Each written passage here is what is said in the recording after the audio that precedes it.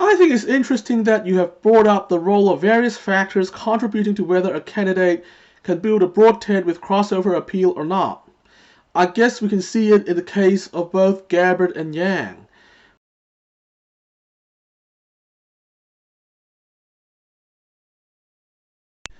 Hi everyone, welcome again to the 5th season of the TaraElla Report. Today I'll be having a chat with my friend Ashley, who is considering which 2020 US presidential candidate should be her favorite. You know, I'm a bit frustrated with the current state of political discussion in much of the West right now, and especially regarding the 2020 US presidential race. There is a lot of talk about policy, but there is not a lot of talk about the effect of specific platforms on how people can be brought together or else divided. In my view, and I know it's going to be controversial, specific policies matter less than their effect on the shifting allegiances of people.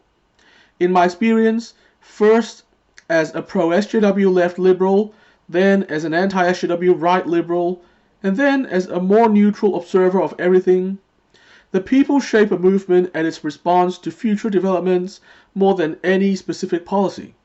That's why, when I look at candidates, I want to focus on what coalition of people they can bring together and how everyone else reacts to them, rather than any of their specific policies. So how are you viewing the 2020 candidates? Who, in your opinion, has the potential to bring the right coalition together, and who, in your opinion, is hopeless at that? I tend to look for candidates who can bring together diverse and unusual coalitions. They tend to be the winning ones after all. The other thing is, looking at history, we only achieve progress on anything where we can bring people on all sides to work together. Knowing all this, I think a candidate is only good if they can build a diverse coalition. I know many people don't like Donald Trump, but I think his victory in 2016 was just to be expected because he could bring a diverse coalition together with his crossover appeal, while Hillary only brought in the usual Democratic voters, also minus some that went to Trump's coalition. Of course, Trump is also quite divisive, which I think has a bad effect culturally, and this makes him unable to generate consensus to fix things and change things. Even his fans hope that he would tone down on his rhetoric, but unfortunately he just won't, and this might be his undoing. As for the 2020 Democrats, I think Tulsi Gabbard, Andrew Yang, Marianne Williamson, and also Mayor Pete Buttigieg are all interesting, because they appear to have crossover appeal to some extent. I think Tulsi and Yang are especially strong here. I guess their platforms, their personalities, and the culture of their fan bases all contribute to this ability to build a broad tent. As for those who definitely don't have crossover appeal and therefore are as uninteresting as Hillary, I think this category would include Kamala Harris, Elizabeth Warren, Cory Booker, and honestly, most of the others as well. They're just hopeless. I think it's interesting that you have brought up the role of various factors contributing to whether a candidate can build a broad tent with crossover appeal or not. I guess we can see it in the case of both Gabbard and Yang. For Tulsi Gabbard, her campaign starts with the core message of ending the endless wars. This is a message with a very broad appeal, resonating with people across the political spectrum. Both 2016 Bernie Sanders supporters and 2012 Ron Paul supporters have been attracted to her campaign's message, for example, and Sanders and Paul are often thought of as poles apart on the political spectrum. Then there's the personality factor. Tulsi is a calm, rational, and friendly person, and her speech has a depolarizing effect on people, which can be seen in how self-identified left-wing and right-wing people often begin to get along better once they become Tulsi supporters.